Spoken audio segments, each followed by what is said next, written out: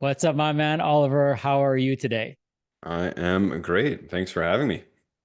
Well, I'm super excited. We've had many conversations on Zoom. We've had several conversations in person, hmm and I'm really thrilled for our dialogue today. And really, hopefully, people tuning in today uh, will stay until the very end because I think if we can close this loop for them and mm help them understand how they can be better, practitioners, which is a practitioner who's also an entrepreneur, hmm they will have they'll be light years ahead in their thinking, right? And Yep. if we can shift the way we think about our business, then it brings about new ways of doing things. So I'm thrilled for the conversations we've had. And, over those conversations, I've always thought, man, it'd be great to record that conversation Yep. and share it with others. So I want people listening to kind of be a fly on the wall and but also an active participant and lean in, move away from the things that are distracting you if you're committed and serious about growing your business, hmm changing the way you think about your business, and most importantly, impacting more lives because that's what our businesses do as Yep. functional medicine and holistic practitioners.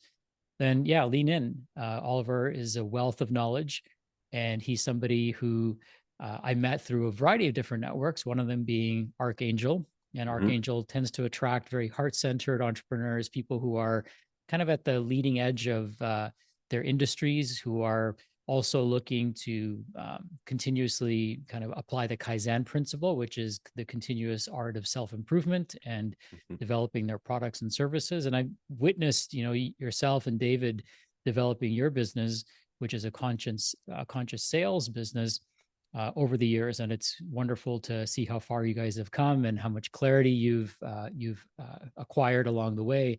And hmm then, in our last conversation that I had, I just had such a wonderful dialogue with you that was not related to sales, but more related to operations.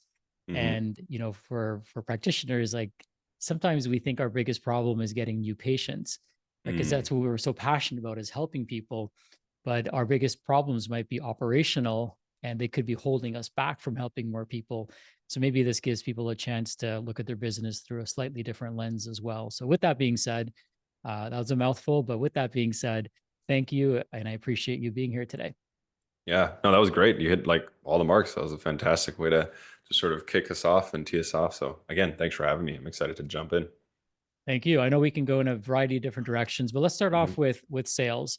And what is your definition of sales and or selling?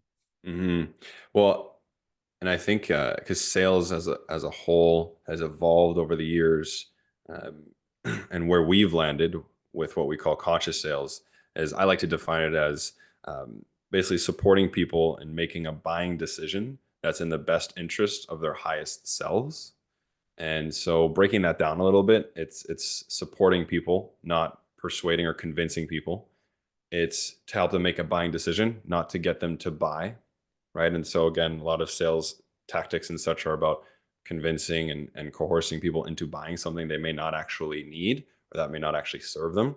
So again, in conscious sales, our idiom is you're looking to support them in making a buying decision, whether it's a yes or a no is equally valuable to us as conscious sales people because what we're doing is supporting people in making a decision because the transformation happens in the decision, right? And Mm, so that's a big part. And then that's aligned with their highest selves is another big one because again, it's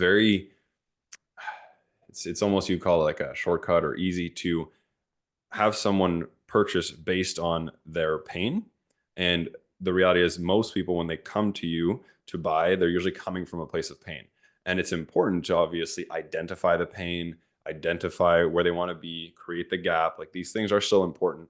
But what a lot of what I like to call sort of like shadow salespeople will do is they'll just really drive the pain and have people make a decision from a place of pain, and that often is not their highest self, not their best version of self, not the person that you need to be selling to, because if you do that, often you will easily create buyer's remorse mm, because they're purchasing from this place of negativity, this place of shame, this place of whatever. Whereas again, in this sort of conscious sales model, you identify it, but we really speak into like who you get to be, who you already are, like reminding of your greatness, but then also what it looks like to be even better. And this, of course, applies to health as well. Like as health practitioners, of course, you need to diagnose what the problem is, where the pain is coming from. And we also, what I can imagine some practitioners do is they might spend potentially too much time on digging into that pain and really making people feel ultimately bad about themselves, instead of really focusing more on, hey, like, what can we do together to get you to the dream, to the place you want to be able to run with your kids and keep up with them, or again, whatever the health issue is that's preventing them from living the life they want to live. Like really focusing on that and bringing them into this state of positivity, so that when they purchase saying, I'm doing it because I want this and not because I don't want that. Right. Right.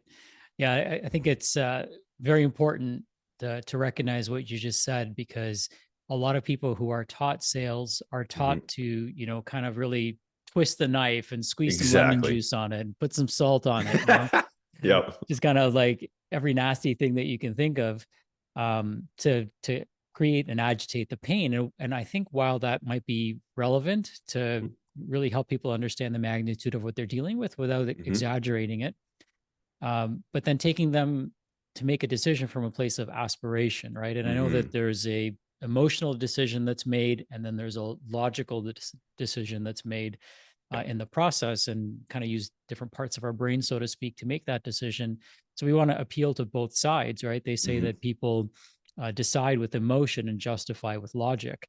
You got it. And I've always had a hard time with, pain-based sales versus aspiration-based sales. I try to keep my message as positively influenced as I can, and Hmm. make people look at their health from through an aspirational lens versus a I don't want this. Hmm. And I think it's important for me to acknowledge the alignment here, because uh, we don't, like, in our practice, like, we're not trying to prevent disease, we're trying to create health.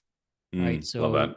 it's kind of in the same vein of what you're Yep. saying, is like, instead of focusing on what I don't want, which is this Hmm. disease, and try to prevent it, if I put my attention on what I actually do want and how I want to accomplish it, then, we can present ourselves as a right fit solution for people. Hmm. Yeah, I love that. And I'll even, I'm sure you probably have good data on this, or maybe whereby ultimately healing someone who's coming in from a place of positivity, from a place of aspiration, their healing journey will be faster than if they're coming from a place of negativity. Because as we've seen and know, like, our energetics are incredibly important. And the more positively aligned and good vibes and all the things that we have, the more our cells will want to activate to help us heal. Yeah. I'm curious, did you, when you came up with this concept of conscious sales, was it Mhm. inspired by a sales process you went through at some Mm. point, or, what kind of triggered that for you? Yeah, good question. So, first of all, it was a collaborative effort, primarily taken on by David. David really like coined this and developed it, but it was something that we both definitely collaborate on a lot. And so, my portion of it in my story is, I've been in sales for over a decade. I've sold anything and everything under the sun, from like online, in-person, luxury, commodity, service, products, like pretty much anything. The only thing I haven't really sold is like cars. And everything else in terms of like category of thing I have done. And so throughout that journey, I've done a lot of my own learning and practicing and attempting of things. And during a more ignorant time of what it means to be sort of, really looking out for other people's best interests, I did apply more what I would now consider to be like shadow type sales kind of thing, right? Really just, again, like, there would be, and again, this is part of the issue, so much emphasis and accolades put around the sale happening, and not about actually bring on an aligned client. Right? We Mm. can talk about aligned client afterwards, but, and so, it's just whatever you could do to get the sale, right? And so in the beginning, it was much more tactical in that way, and then I started to learn more methods. I learned from like Brian Tracy. I learned from, I don't remember who the author was, but the Challenger Sale, all these other types of models and such. And ultimately, when I went and worked with Preston Smiles and Kaboom with David, David was sales manager there. I became head of operations there. And that's where conscious sales started to really become developed, because Preston had a very high standard of service for his clients and his people. And he had a vision that was crafted both with David of like, and I believe this very truly too, is like, where does the customer journey start? A lot of people think it starts after the sale. Like they think like that's like when delivery starts. That's when it matters in a sense. But as we know, or those who have been really practicing business for a long time, it starts at first touch, first contact. The customer journey has begun. Hmm. And so how you serve them from the point of a marketing, Instagram post all the way through a sales conversation, through a delivery and so forth is all the customer journey and all incredibly important. And so when Preston was like, "Hey, like I need the people coming in to be treated like in just a whole other way. We need to rethink sales." And again, David being aligned with that and so forth, we ultimately created what we has now become what's conscious sales and such. So what's important about it is it's less about, because some people ask us like, well, what's different about it?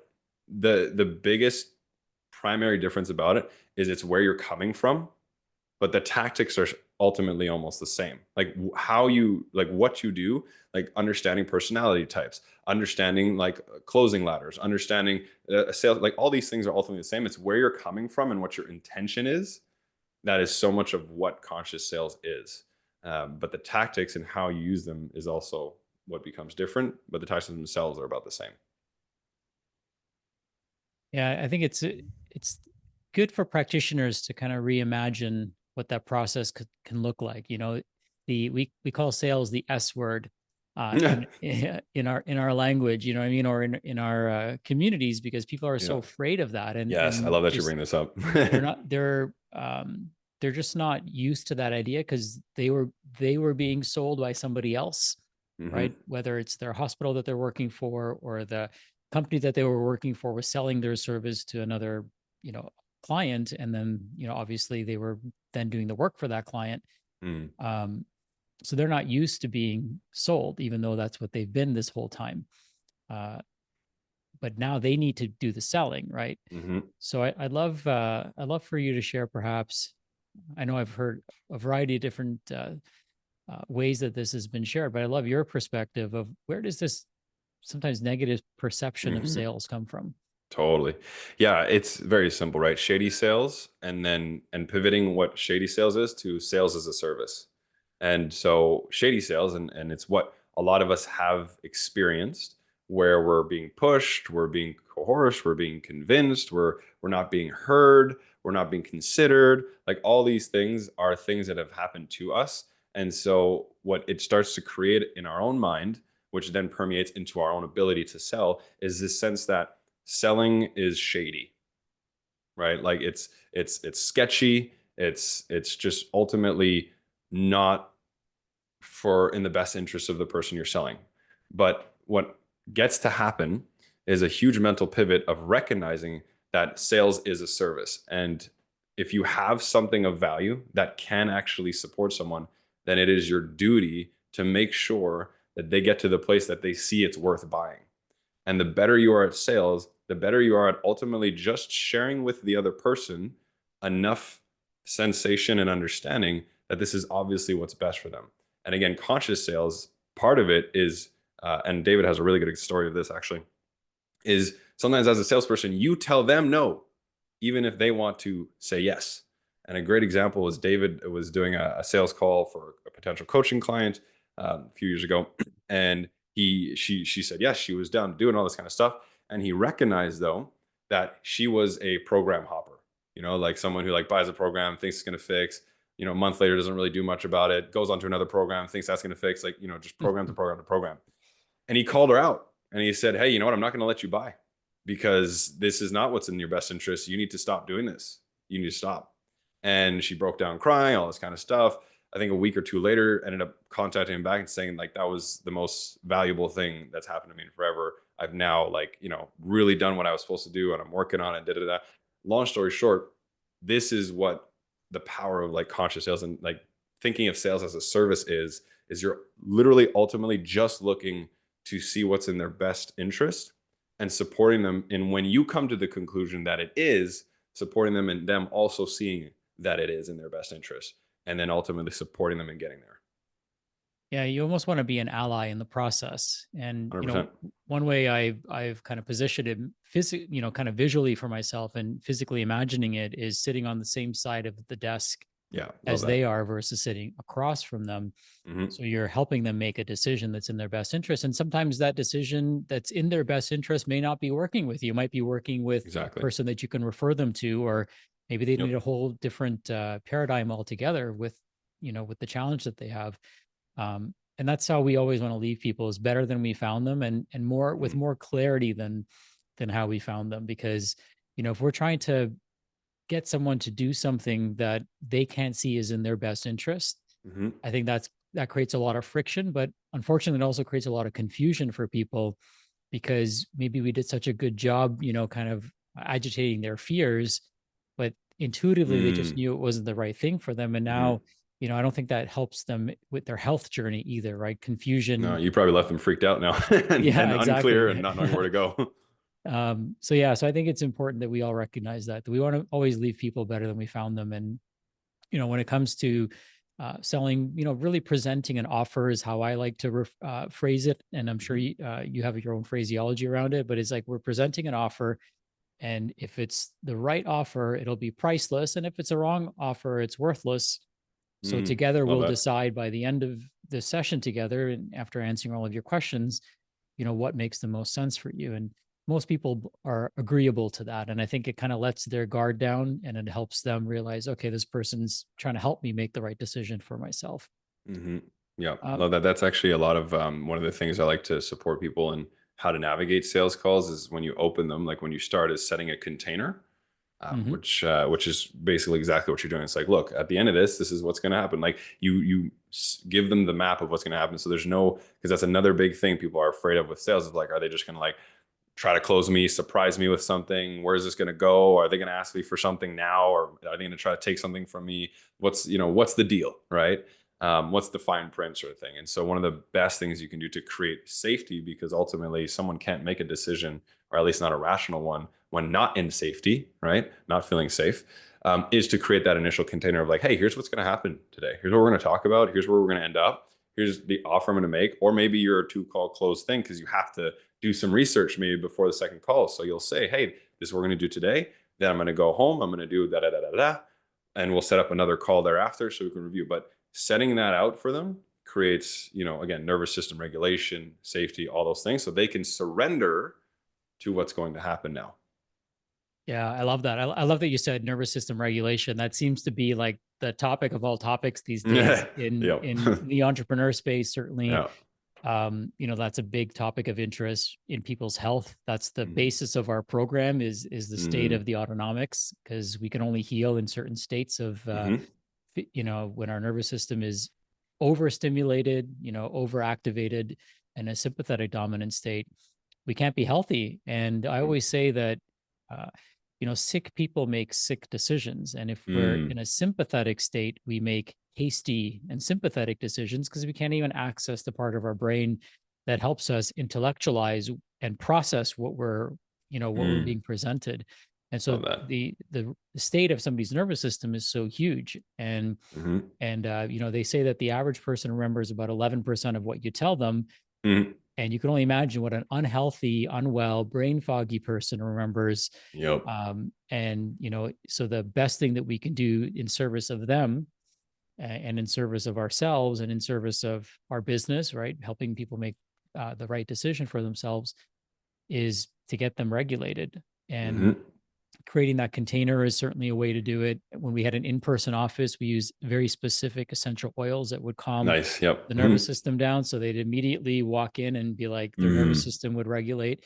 We can use breathing Mm-hmm. techniques, but even again, like creating that container, helping them understand, even something as simple as, hey, you don't have to take any notes. I'm going to send you a Mm. recording of Yep. this conversation, Yep. right? So Totally. already they're feeling calm. They're feeling, wow, Mhm. like they understand me. And if they have to go and explain the presentation to their husband, right, it's just so much better if there's a Yep. video, Totally. right? And the way you interact and engage with that person, that third party who's witnessing that interaction, should also be impressed by Mm-hmm. the interaction that they're witnessing. So yeah, there's so much to be said about just something as simple as creating that container, and Mm-hmm. getting people to get into a more regulated state. I'm curious from your perspective, what are some telltale signs that somebody's nervous system is dysregulated? So let's say you're having a conversation with somebody. What are some cues, or maybe there's body language, or maybe there's even Mhm. words or the way they phrase things that can indicate they're dysregulated? Yeah, this one's tough because it's not set in stone because there's so many things to understand about a person and their personality in the first place. So, for example, assuming people, I mean, the terms are pretty self-explicable, but a driver type personality, someone like, A type, go, go, go, that kind of thing, generally going to be more sharp to the point, not care for details, all that kind of stuff, right? If there are other personality types where if they get like what a driver is, that would be a telltale sign of not being regulated. Whereas the opposite is true for that driver. So the opposite of driver is generally like analytical, someone who wants the details, who wants to see it all spelled out, who wants to know all the technical pieces and all that kind of stuff. And to them, that's regulating. Whereas again, with the driver, if you did all that, that would be deregulating. So there's not really like a simple answer. The tactic here ultimately is to really practice your own understanding of other people, and the quicker you can get to understanding generally how someone is as a personality and all that kind of stuff, then you can know, well, if they're ever doing the opposite of what that personality type would tend to do, they're deregulated, Mm, right? So again, with the driver, I'm like, if they're not moving like pretty fast, something's wrong here. Whereas again, on an analytical, if they're moving really fast, something's wrong here. right. I one of the things, and this sounds very familiar and similar to the DISC score. Maybe you've used Yep. that before. And there's only so many variations, right, of different personalities, and I think Yep. they capture them all and categorize them in very similar ways. So in the disc, it's a D would be the driver, and Hmm. the S would be the C would be the analytical, I guess, and the S would be the slow and steady. Hmm. And it's interesting because a few years ago, I went to a training with Howard Partridge, who's Zig Ziglar's small business Cool. coach, who leads that organization, and they taught me about the DISC score. And I'm like, man, the DISC score is amazing because if we could understand what that person's behavior and communication style is, Hmm. we know exactly what questions they have. We know what parts of our program to emphasize to them. Hmm. We know exactly what words to use, what words not to use. And then I was like, man, how am I going to get this information from them? So we Hmm. actually started including the DISC score on our intake form, Cool. and so we would and we'd present it back to them to help them understand Yep. what the score means. But then people would screw it all up and they wouldn't score themselves correctly, so then we just added the 4 paragraphs that describe the uh, different types. which do you resonate with, kind of Yeah, thing? which one Love kind that. of resonates with you the most. So every client that we speak to now, we know what their disc score is, so then we're able to again emphasize the right components of our offer, Hmm. help them, if we know what questions they have or what objections they might come in with, we can address those. So we're speaking their language, which I think is an Yes. important takeaway. Yep. And again, this is a good opportunity to chat about like the difference between shadow sales and conscious sales, where it's like shadow sales, again, like this could be seen as like, well, isn't this manipulative? Like, aren't you like, figuring out how they work so you could get in there and sell them? And it's like, again, it's all about the intention. Your Hmm. intention is you're doing it so you could better communicate, better understand, support yourself and being able to support them to get to that buying decision. Whereas shadow sales is like, as I sort of just exemplified, would be like, I'm just doing this so I can figure out how to manipulate them better to buy my thing. But ultimately, it's the same tool. It's how we're Hmm. using it, right? It's the classic thing of like, you give someone a hammer, they could either build a house or destroy one. Right. 100%. Yeah. Well said. Thank Mhm. you. Um, so we talked about nervous system regulation. We talked about what conscious sales means. Mhm. I'd love to perhaps switch gears, and we also talked about creating a container, which is so huge. Mhm. But if we could switch gears and talk about operations, because after the sales take place and after the person buys in, and even before that, there's all this stuff that's happening in the background, right? Running a team and managing Mhm. resources, I think, is another important aspect of business as we grow.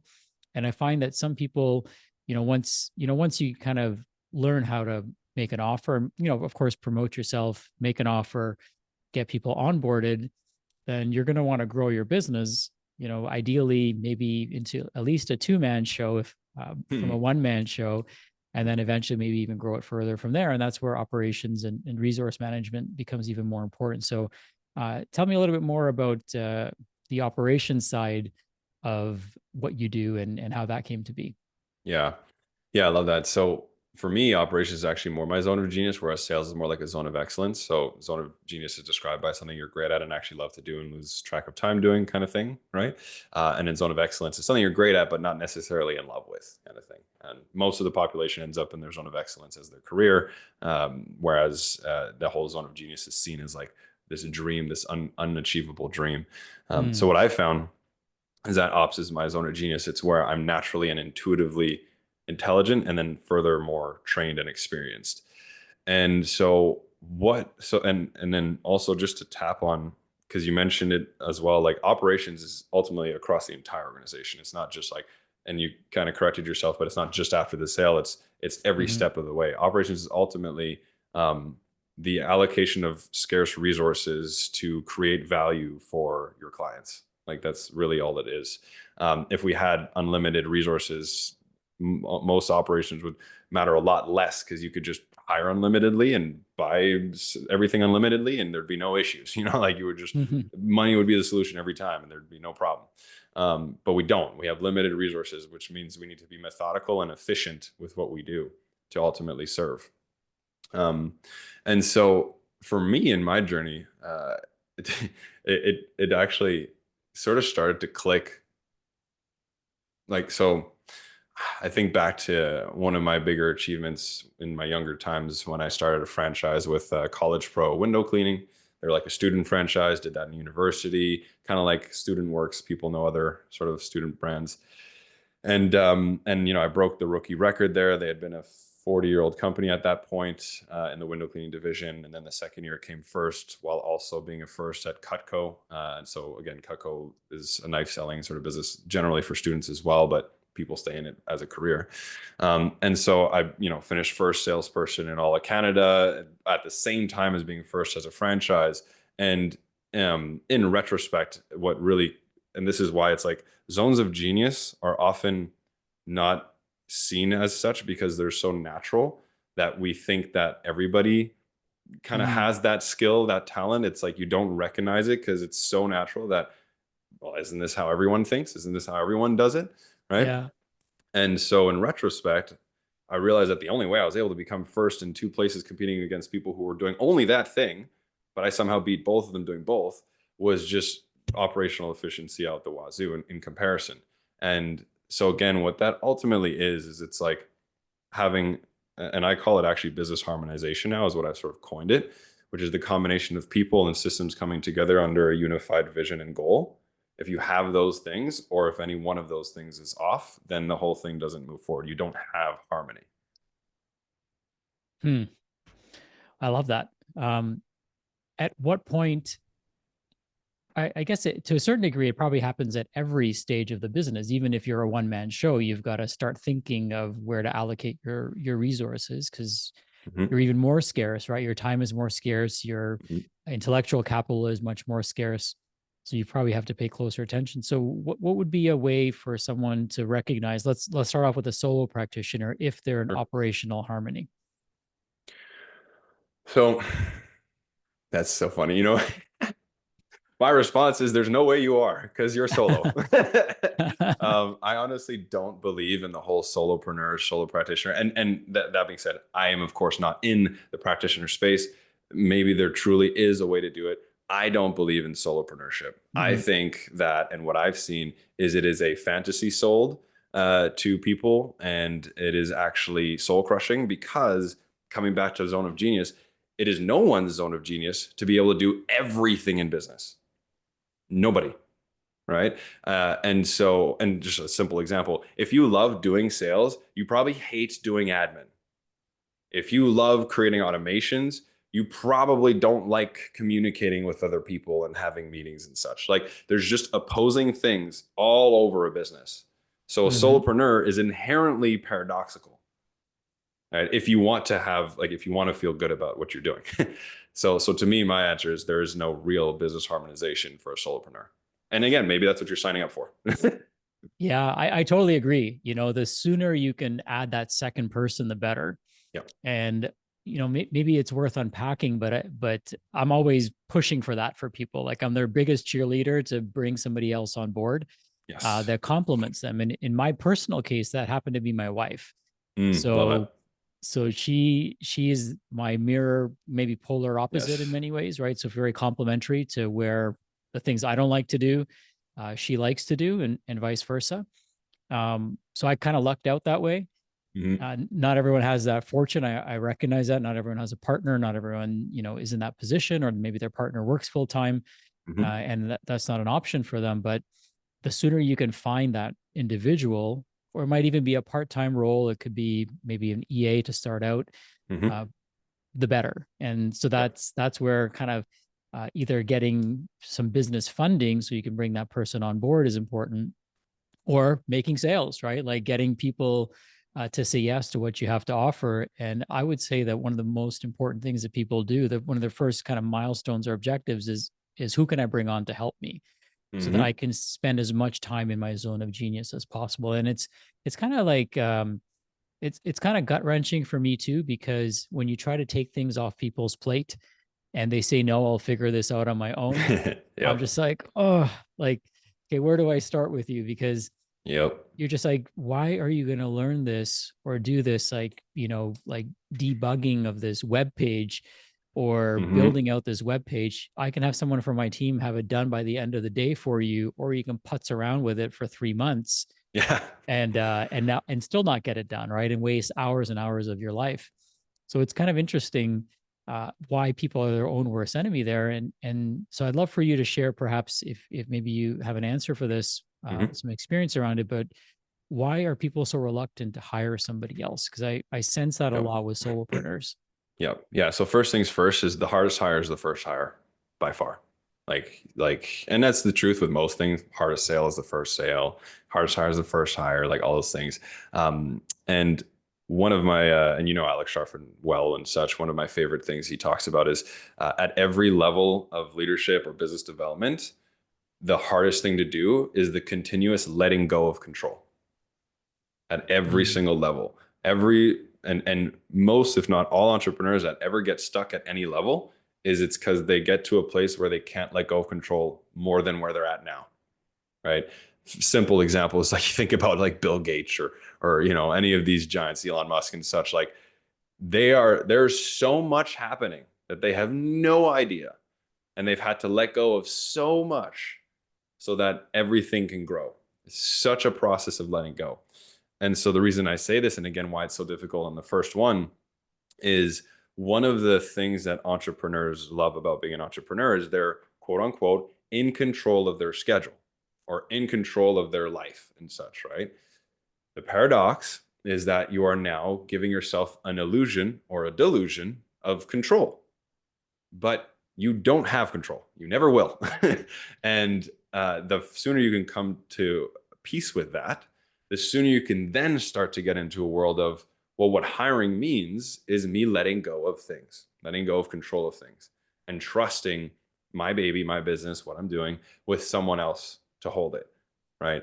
And so that to me is the biggest one. There's other granularities and such. And you even mentioned like, find funding and such. I don't even think you need funding because the reality is the cost of you not hiring someone to do these things that are way not out of your zone of genius and way less revenue generating is costing you so much more than what the wage of someone to do it is.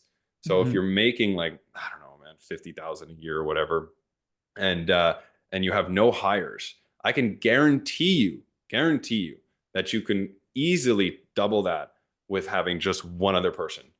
Because if you had one other person working anywhere near the amount of hours you do, or if you're an overworker, like even just 40 hours, and it's 40 hours of things that you don't like to do, don't want to do, or are not good at, then there's so much that comes out of it. One, time, obvious.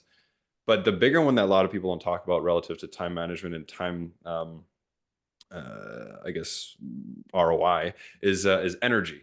right? So the energy cost of doing something you hate to do is way more than the cost of something you love to do.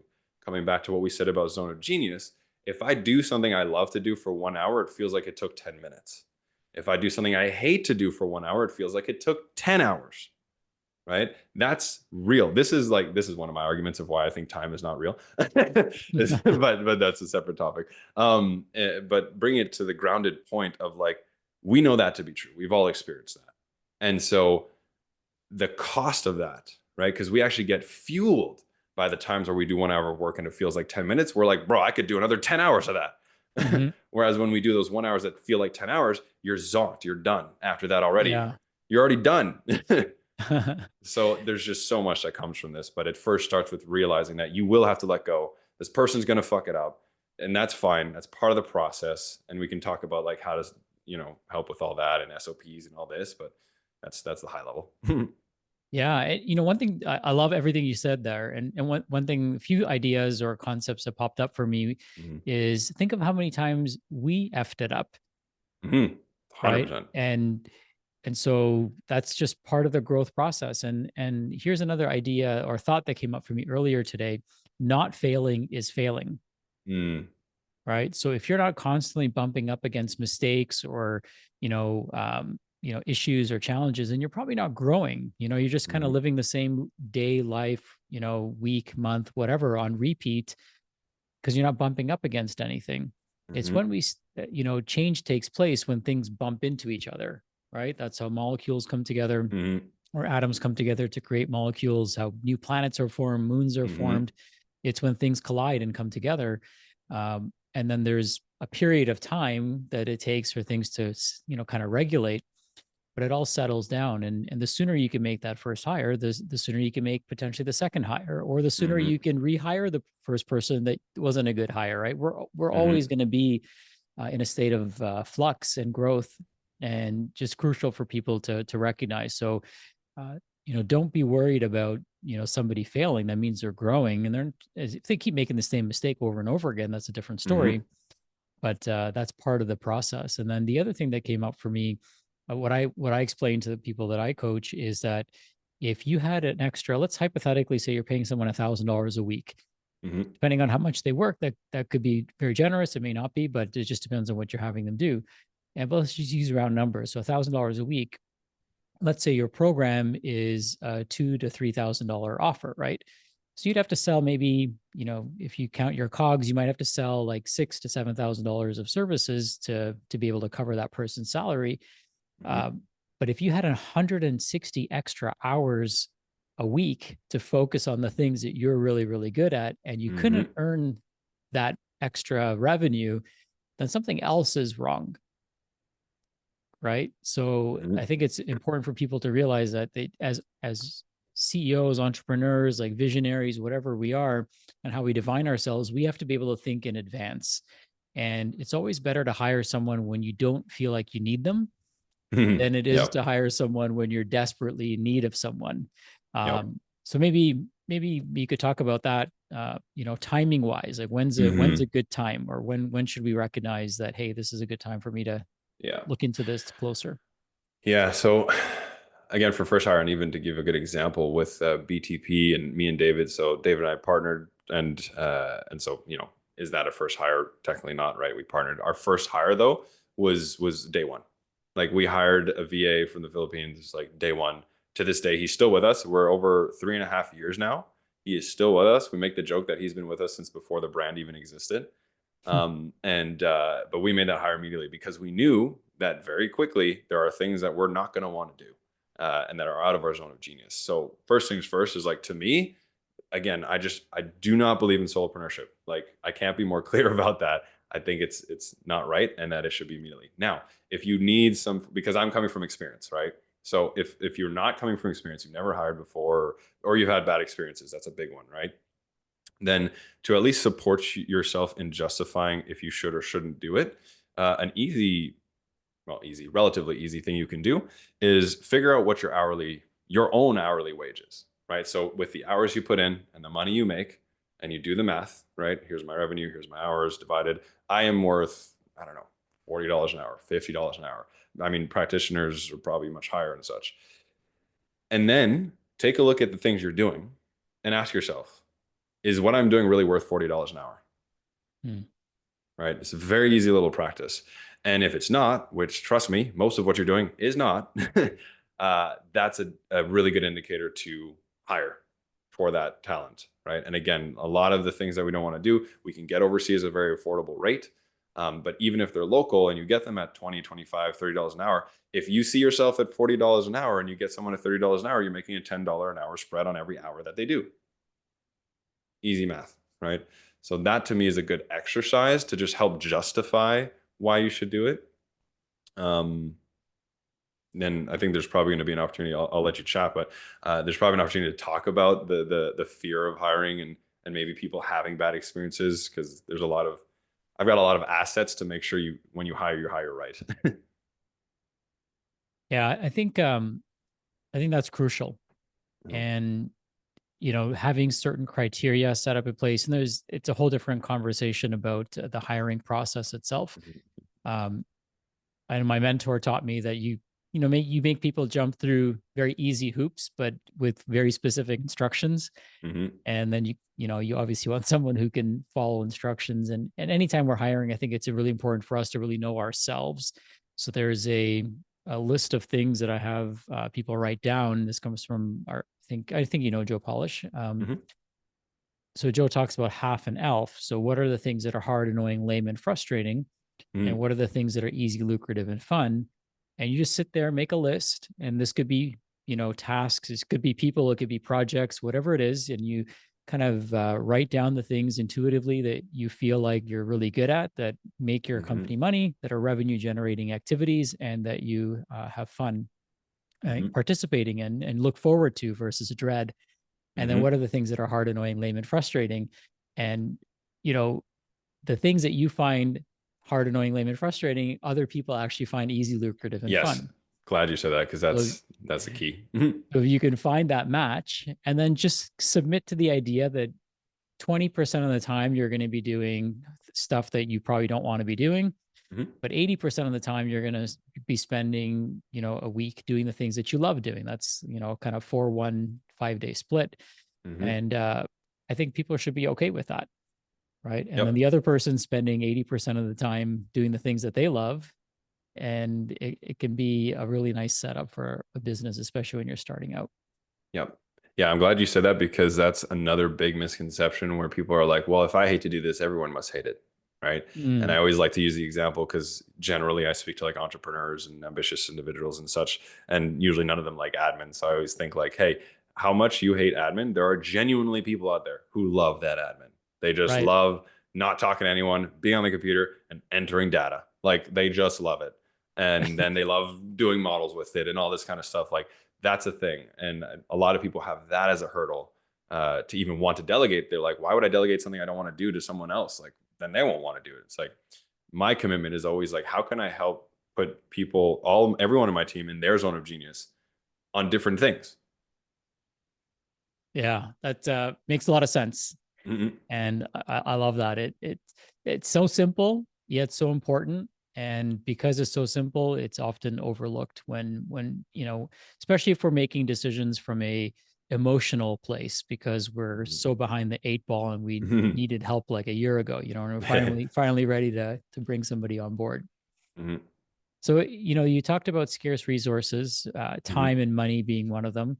Mm-hmm. What are some other scarce resources for us to consider? Big one, man. One of my favorite to consider is decision making power, right? Or decision Mm, fatigue being the inverse. I think that we really underestimate how much our world has changed from what our brain is used to doing relative to decision making. And again, like just the classic of like we used to live in a tribe and know, upwards of I think what was the tribe number? Was it 300 or something like that? It was like there was research done on this. Long I story think it's short, 300. I Yeah. think so, right? And so like that was the max. And like your decisions around that were, relative to that size. Now, I mean, we have upwards of 5,000 Facebook friends. We have upwards of thousands of LinkedIn people, like so many other people and things that are become variables in this supercomputer in our head that all has to be filtered and considered, and then ultimately still make clear decisions. So decision making energy is a very scarce resource that's heavily underestimated, and why I am so brutally disciplined about like my notifications and when people can communicate with me, when I put my phone away, like all these kinds of things, so that when I'm going to go into what I need to be doing relative to decision making, I actually have the energy to do it and do it right. So that's another really big one for sure. Um, I love that.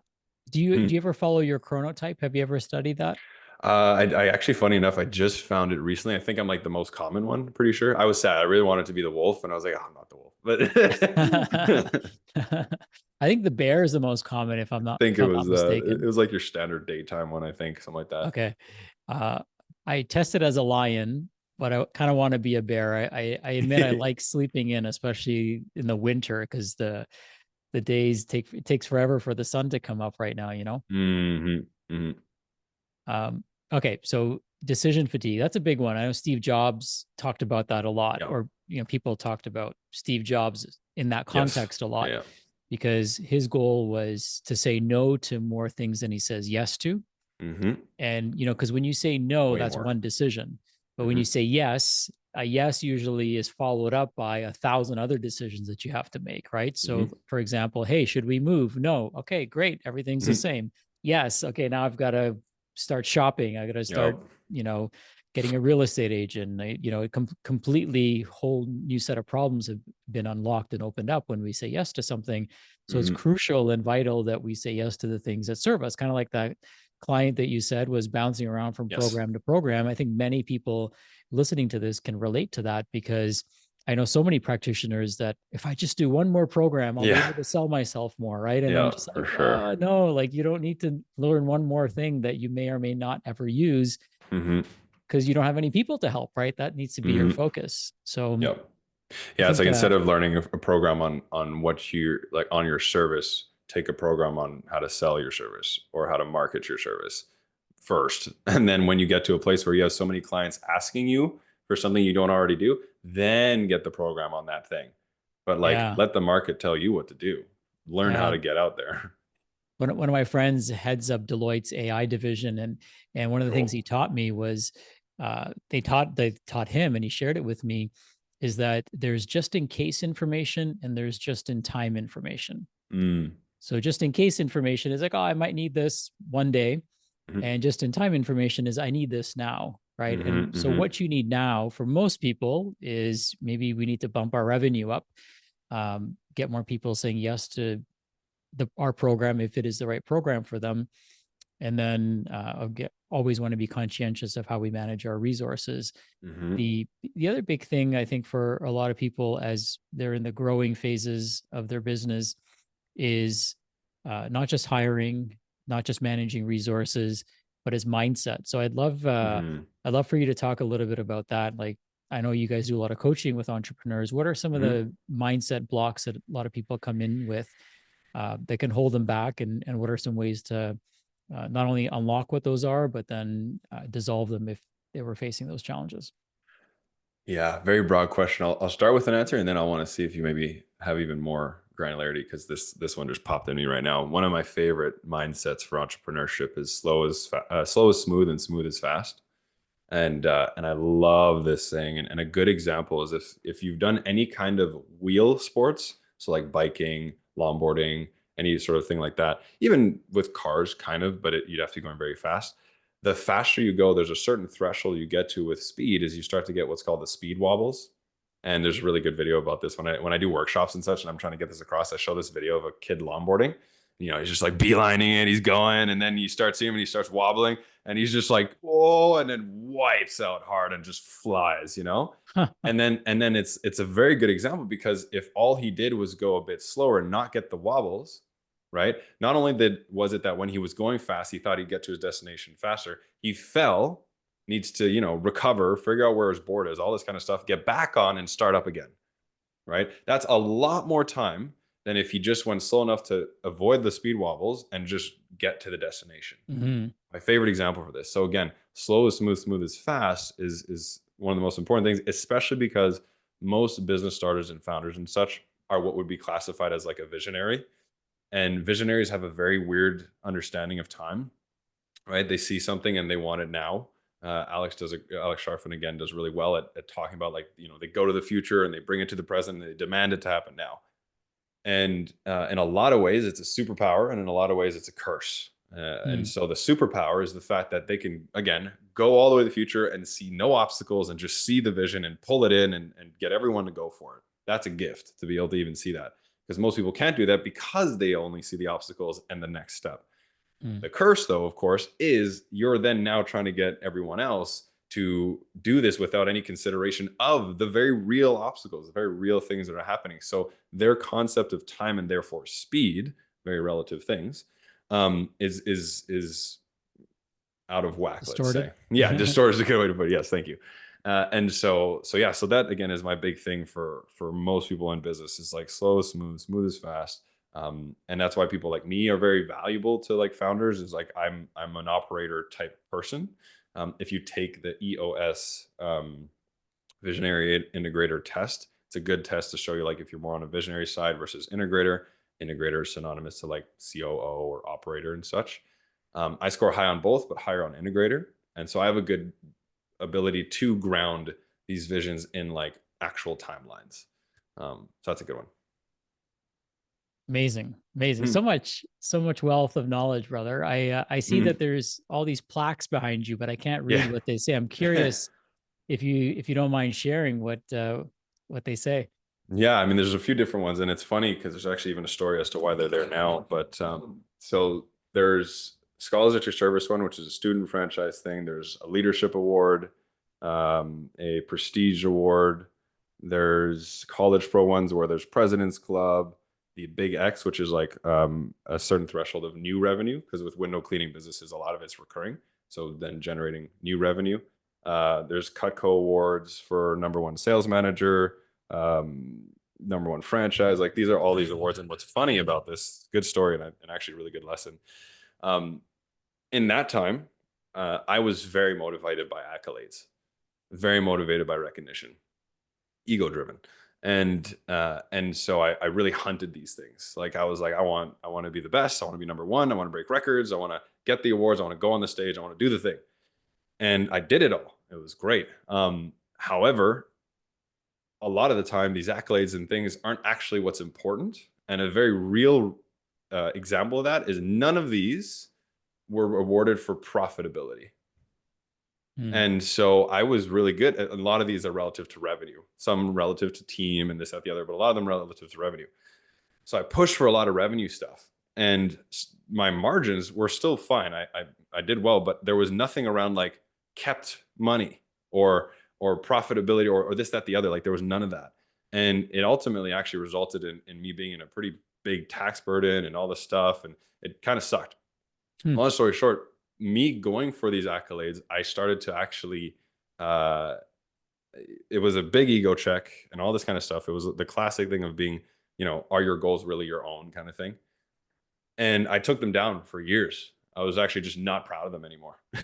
And I stored them and all that kind of stuff. And only until I moved to this new place here in June, so only a few months ago, I had the like I went through my journey, and I'm no longer the person who needs these accolades and recognition and all that stuff. I still value them.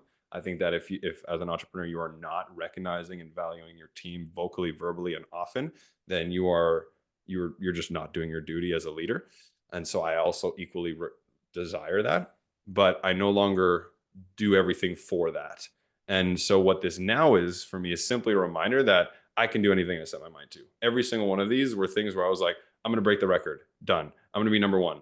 Done. I'm going to be. And so now every time I see it, it's just remembering that, like, again, as mentioned, I can do anything I set my mind to if I'm committed, if I'm disciplined, if I make the right decision, if I connect with the right people, if I learn from the right people. It's a formula. Mm. And I think a big thing you talked about bringing this conversation full circle is the intention, Mm, right? The intentions back then were yep. probably Hmm, different than what the intentions correct. are now. Yeah, I love that. Mm, Oliver, this has been fantastic. I know we can go on for hours and hours, and For there's so sure. much that you have to share as well. You train people, you coach people, you help and support businesses. So I'd love to know how people can stay connected with you, and if they want to go deeper, how they can get connected with you and learn more about what you have to offer.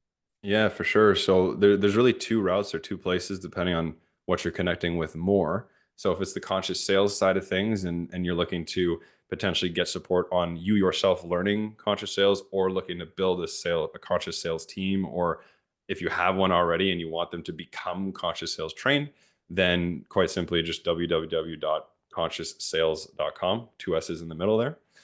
And then if you're more looking for, again, operational efficiency or what I call business harmonization, which is ultimately like, are you really getting the most out of what you're doing? Do you have the documentation in place to make sure that when you hire someone, they actually know what they're going to do?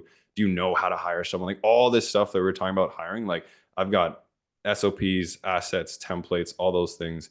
You'll want to go to the Wolf Syndicate, SYNDICATE.com, and that's my personal brand, my personal sort of one-on-one consulting and coaching where yeah, we just streamline things so that you're more in your zone of genius and having other people in their zone of genius helping your vision come to fruition. Amazing. Mhm. Thank you, my friend. Thank And you. so grateful for our time together today. Grateful for everyone who tuned in and got to listen to this conversation. I know that I certainly wrote down a whole bunch of notes and learned a lot. I loved, I love that quote: "Slow is smooth, and smooth is fast." Yeah. I'm definitely gonna quote you on that in a future Yeah. training, because I think a lot of times people try to go too fast too soon, Hmm.